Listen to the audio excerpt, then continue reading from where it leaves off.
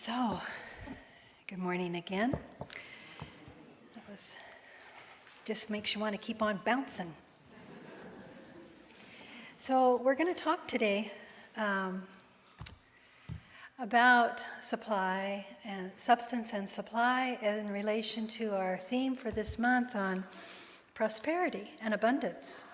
And oftentimes, we go to the idea of money when we think of abundance, but I invite you also to think of all ways that the gifts of the divine are bestowed upon us through loving relationships, through friendships, through our health and well-being. And I had a remarkable weekend last weekend with these lovely women of our center. Interesting when, as a facilitator of such an experience, I create a container way before, and it's a sacred container, and it's filled with such love, and it's filled with such possibilities. So when I see the demonstration of that be more than I could have ever imagined, and I see the power of these women share their authentic deep self, share their tears, share their rawness, share their wounds, and rise to celebrate the holy ground upon which we stand on. It's such a demonstration that God is all there is, and that this greater good is forever evolving in our lives. And at the end of the retreat, we had to make a statement of truth. And I remember standing and saying, I am enough. And this week I spent time really absorbing what statement I made in truth at that powerful testimony. So I invite you always, every time you approach any altar in your home where you're about to sit in the presence of the divine and to allow yourself to be in that holy ground, to invoke the sacred, and to set your intention and know with absolute faith that it is so. And from that moment, it is done unto you as you believe. And just in that knowing, we are wrapped in holy garb, holy truth, holy way. And I know that for the women that had the courage to do all that we asked, and for each one of you that has the willingness to arrive and to show up here, we poke at things that cause you to go back into your own self and say, well, what am I believing? Because we want this belief to be a belief that bubbles up deep from within you so that you own it. It is not a dogma that we want to put upon you. But the faith teachers and the mystics from way back, as far as I have ever studied, keep speaking to the same thing, and it always begins with taking that holy seat at the altar of your heart, closing your eyes, closing the mind of doubt, and closing the mind to the outer influence and needing to be accepted and approved of and looking okay. All that gets to go, and you just sit on that's what the holy ground really is. I was sharing with my practitioner friends the whole last 9 o'clock talk. I was about to lose my pants, and I kept standing up here. I'm standing on holy ground, and I kept standing wider and wider. And they said they didn't notice, and I was clamping my elbows. My pants were... I thought, I made it through that. You talk about trying to talk about substance and then just wanting to blurt out, my pants are falling off. So, but I digress, because I have something that I have been sitting on that I wanted to share with you. And I finally get to, and I know some of you are going, so. My daughter Lindy's going to have a baby.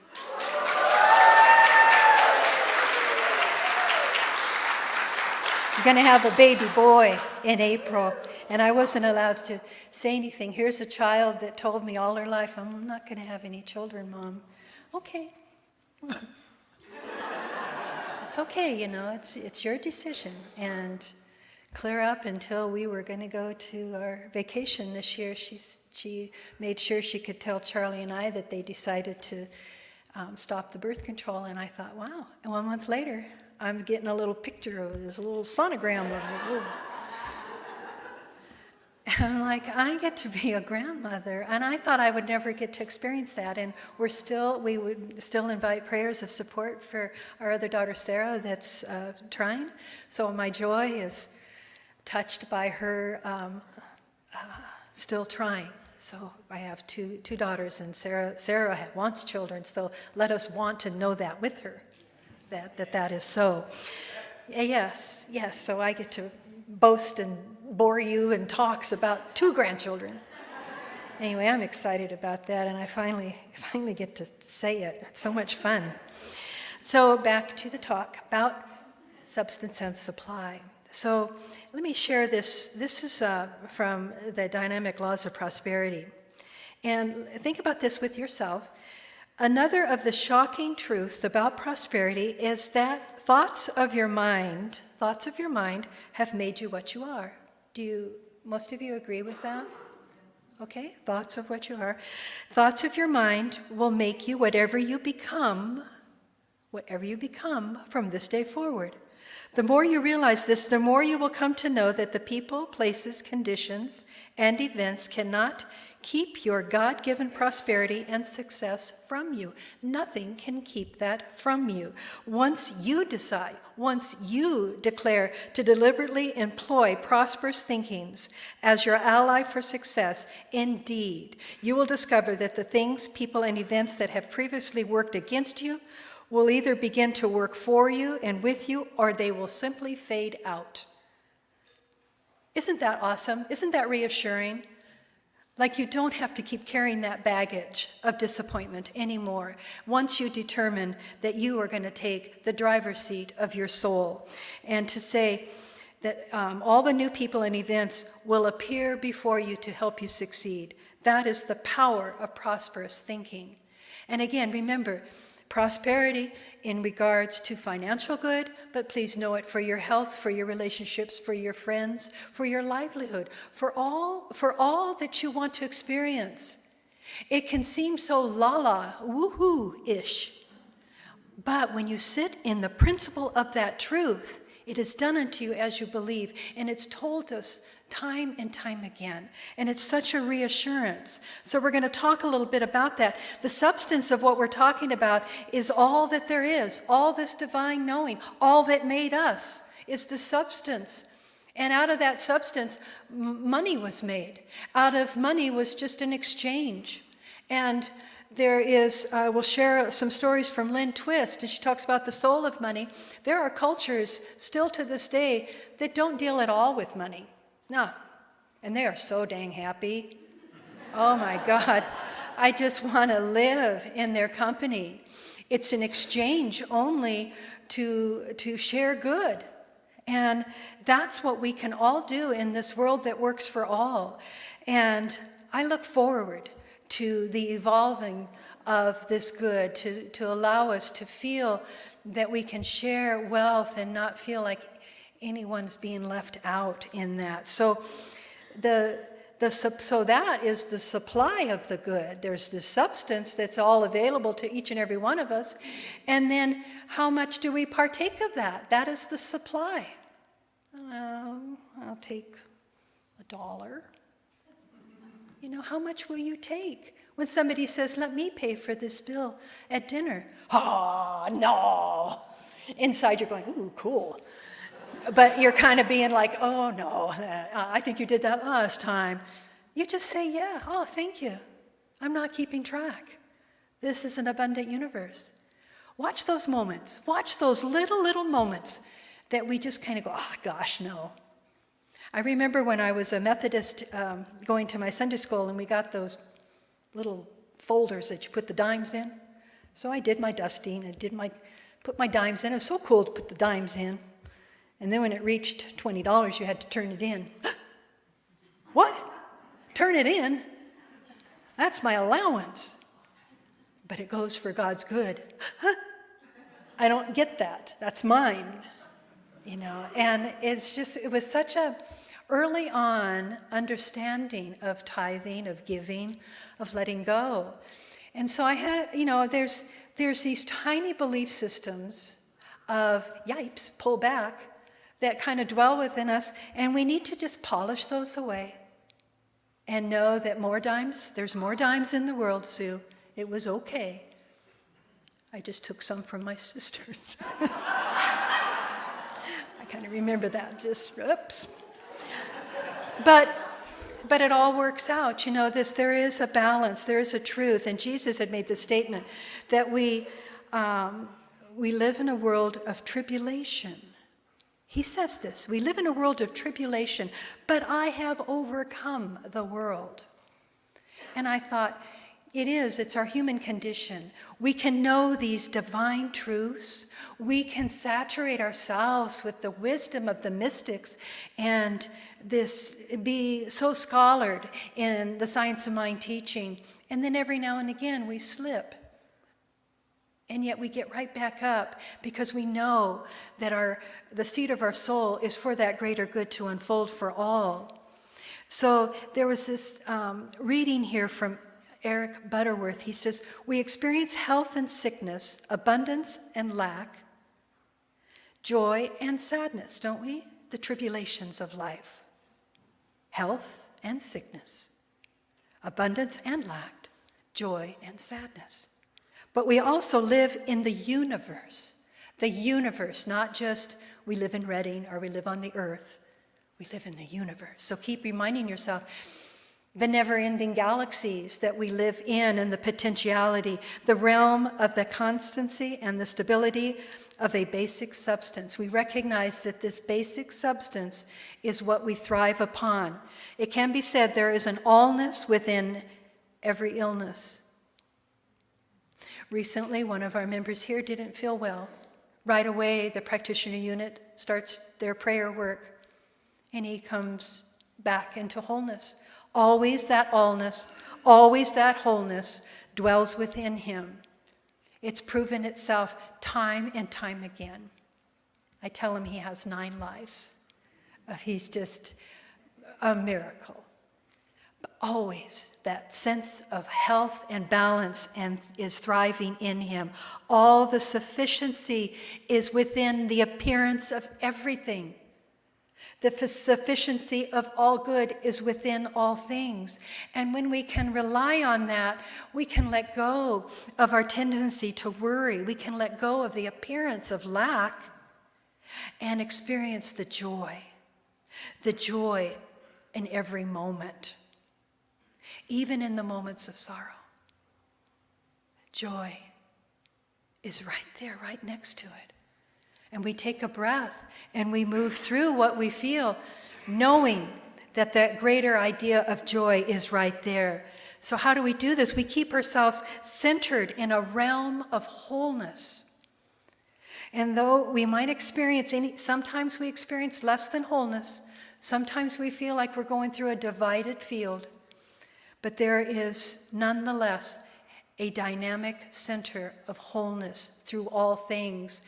This is where we take our belief system and we put our faith into the center of the wholeness of our universe. It is the substance from which we rely upon, and we allow ourselves to be a conduit of that good. We get out of our small way and we allow the grace to have its way. So centering, allowing ourselves to stay centered is the key to our prosperity. To stay centered in the knowing of the divine, despite all outer circumstances. And I mentioned the up and down of the Tao and those numbers at the earlier service. Up and down, up and down. That's this week. That was last week, actually. What's going to happen this week? I don't know, but I have faith. I have conviction that my good is stable and strong and continues to grow as my knowledge and my awareness of this good continues to prosper within me. I want my container that I take to the divine in my prayers not to be a little thimble. May I have this much, please? I won't bother anybody. Or a wheelbarrow. if water was just pouring down, that analogy of water just falling upon us, that is the grace. What do we take of that? A thimble, a wheelbarrow? Or do we stand under the water and just say, pour upon me, I am all that there is. And as it pours on me, through me, as me, I allow it to flow and to continue to give to all people. I hold nothing. And we are free. Doesn't it sound wonderful to be untethered to worry at all? To not go, oh man, taxes are going, oh man, we got to vote, things might go up. Things might go down. It's all a flow. And we don't have to cling, we can just stay open. Open to just a thriving on knowing that a greater good, everything is God's substance, everything. And when we can rely on that, we allow our prosperity to be the affluence of this God's substance. We allow our mind to flourish with these creative ideas. I'm currently sharing on the budget team for 2019, and it's a wonderful process, right? It's a process where first, put God first, and then we play with numbers.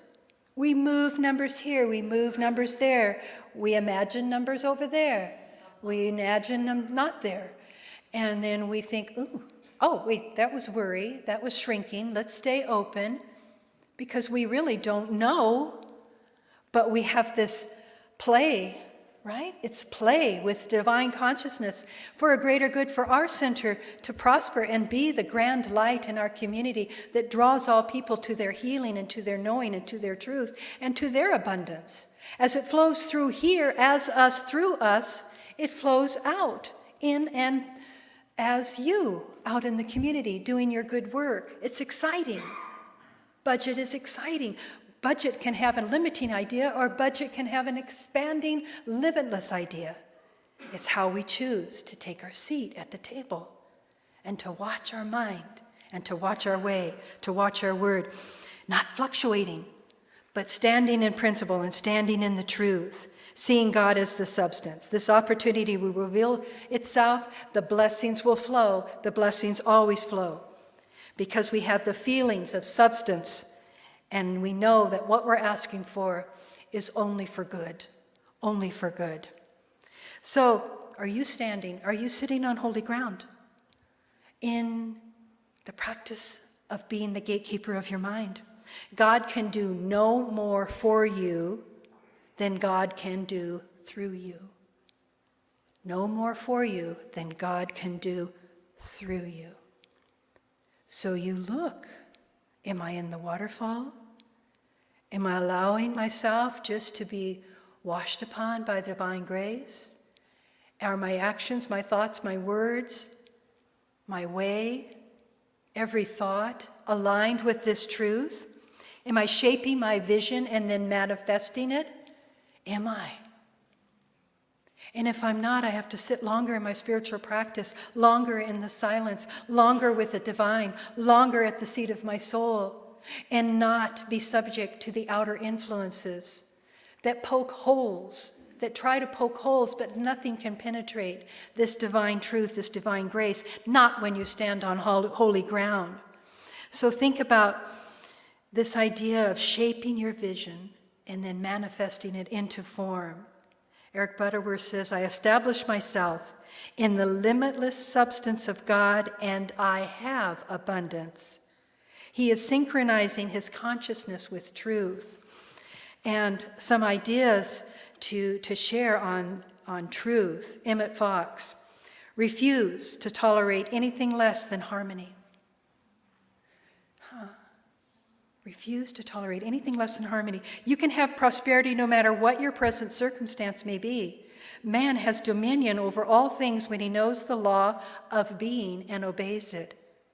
The law gives you power to attain prosperity and position without infringing the rights or opportunities of anyone else in the world, Emmett Fox. And this one from Joel Goldsmith. Let us learn to think of dollars as we do of leaves on the tree. or the oranges as natural and inedible result of the law active within the tree. There is truly no need to be concerned even when the tree appears to be bare, as long as we are conscious of the truth that the law is even now operating within to bring forth fruit after its own kind. Regardless of the state of your finances at any moment, let us not be concerned or worried, because we now know that the law is acting in and through and as our consciousness in us as we work with it. So when we are asleep as well as when we are awake, to provide all those things added unto us.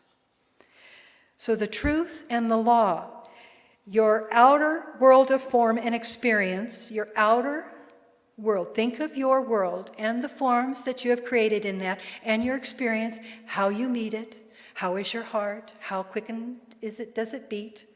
When you talk about finances or money, it is a reflection of your inner world and thoughts and feelings, as above, so below, so within, so without. That is the law. The other law, the greater your awareness of the presence of God within you. Are you aligning yourself as soon as you smell the stink of worry? Look around and see, oh, I'll allow it to be bathed in the fragrance of the divine. And align yourself with that truth, the God within, and the more the presence fills your consciousness, that is the law. The deeper the understanding of spirit is your source, substance and activity of your supply, the more permanently that truth will be etched in your consciousness. That is the law. The deeper your understanding of spirit is your source. That is the law. And finally, it is your spiritual consciousness, your knowledge of the presence of God within you as total and complete fulfillment that interprets itself as every form and experience in your world. That is the law. So there are these principles of truth that we just get to resonate with in our moments of confusion, in our moments of doubt, and they do come. We remember, as Jesus said, we live in a world of tribulation. So we move back and forth through these states. The razor's edge is to say, I choose, though now, to align myself with love and good for all. I allow this to be the key to prosperity in my experience. So look at the times that you have limited this substance of good coming into your flow. Take charge of your mind and speak to it in that moment. Cut right into that negativity. Don't allow it, and listen for it. Listen for it. It comes up, I don't have enough for that. The enoughness, that whole principle, will show up in its words of, I haven't had enough sleep. I haven't had enough to eat. I haven't had enough of the women's retreat. Whatever it is, I haven't had enough of. Well, when will it ever be enough? Enough is a word that kind of is a bit of a trap, isn't it? When is it enough? I don't know. Look, seeking for enough to me is an aimless journey, because there always seems like you're going to want to have more. So you be satisfied. When I say, I am enough in this moment of time, I am graced with enough power, courage, abundance, flow, health, joy, love. I am enough. The flow is flowing through me, and it is enough for this moment. It is the blessing that shapes, and I take charge of my mind from there. Emily Cady says, one of the unerring truths in the universe is that there is already provided a lavish abundance for every human want. I struggle with this sometimes when I read these words, and then I focus on the poverty of the other countries, though I have read many a tale of those that are in that arena, for example, in India, with hardly any food, and they go and do their begging. They come back and they're rejoicing that they found a full banana, and they share that full banana with the families all around them. Everybody gets a little wedge. It's like the sharing of the fish. And it just brings me such joy. They don't see it as limited. They see it as they found a banana, and they rejoice. And so it's how you look at these things and how you can expand these things and know these things for yourself. When you know it for yourself, you know it for all people. And we begin to see the human rights and the ways of people and the water and the food and the supplies getting to where the people can use them instead of worrying about who's going to get it first. There is a way, and it's in our human consciousness to stand true to that and to be the gatekeeper of our thoughts. We take charge, we watch how we speak, and we cut right into the negativity. She goes on to say, another truth is that the demand must be made before the supply can come. And Lao Tzu says the human spirit has its source in the divine fountain, which must be permitted to flow freely through man. Lao Tzu, the human spirit, has its source in the divine fountain, in the divine substance. We have our source. Let it flow. Let it come to you. Anyone who flows as the flow of life has solved the enigma of human existence and needs no other power. Anything is evil that blocks the flow of creative action, and everything is healthy and prosperous and flows in the universe. So let us look at removing the barriers of our imagination, the barriers of our mind, and come to this divine truth, the spirit within us, with a childlike mind, to expect and to receive good. The manna from heaven falling upon you. Enlarge your capacity to receive that. This sufficiency, which Lynn Twist, I'll just share briefly with this and we'll move into a treatment. But listen to these words.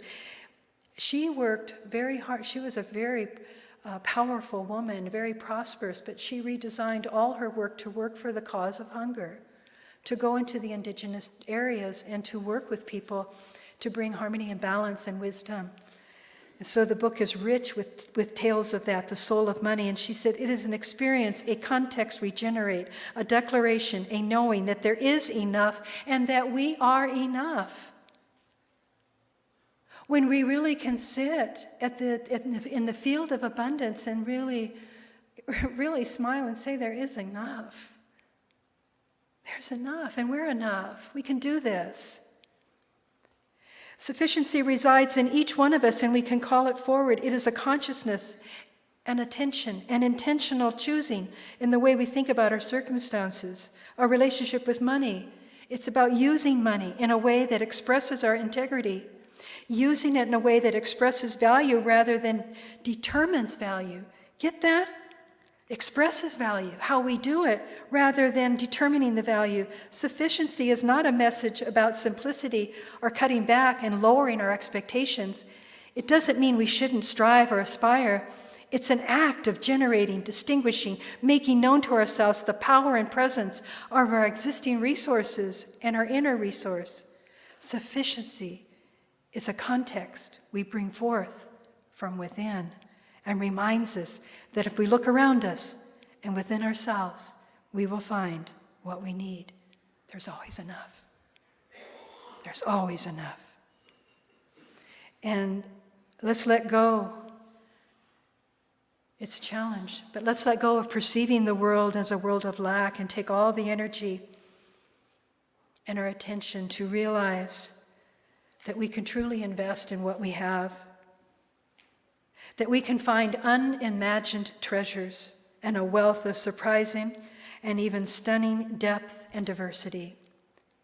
Let this be an expression of the potentiality and the possibilities that lie. Perhaps in some of us, for a while, they've been dormant because fear has overrode that privilege to declare, I am prosperous. I stand in an abundant flow, and I give from my resources so that all good is made manifest. So allow your spiritual practice this week to be standing in a knowing and to be the gatekeeper of your sweet mind, of your sweet soul, as you place yourself on the holy ground, as you put yourself at the altar of your own being, and you speak truth, and you design a prosperous world, an abundant world for yourself, and not let anyone else interfere, and allow that prosperity to continue to give to the people at large. So as Judy plays, I invite you to sit into yourself and ask yourself, how vast am I allowing this container of divine grace to be. What is before me now? If I have heard nothing else in this talk, may the divine ears within me and the divine heart within me as me align with the truth, the way, and the wisdom of this supply and substance ever flowing through me, as me, out from me, back to me. This cycle of giving and receiving and deep knowing. And Ernest Holmes in this prayer says, today I live in the quiet, joyous expectation of good. God is not only my life, it is also the substance taking form in my experience. God is not only the actor, but it is acting through me now. God is not only the giver, it is also the gift. This gift I receive in joy with gratitude and with a complete sense of security. I expect everything I do to prosper. I expect everything I do to prosper. And new and wonderful experiences come to me. I live in a complete confidence that the realm of heaven is here and now, and that I experience it now. I prosper in everything I do. I prosper in my way with wisdom, with money, with abundance, with health, friendships, relationships. I prosper. I am aligned with the divine good. My heart is open wide, and all the blocks that have held me small, all the ways I misunderstood, I release, I let go. It is behind me now, and I stand in the grace and the trust and the belief and the faith that the divine gift of truth is operating in me as me now. Thank you, God, for a place to practice and be all that I can be. I love my life. I am enough. So be it, and so it is. So thank you for listening.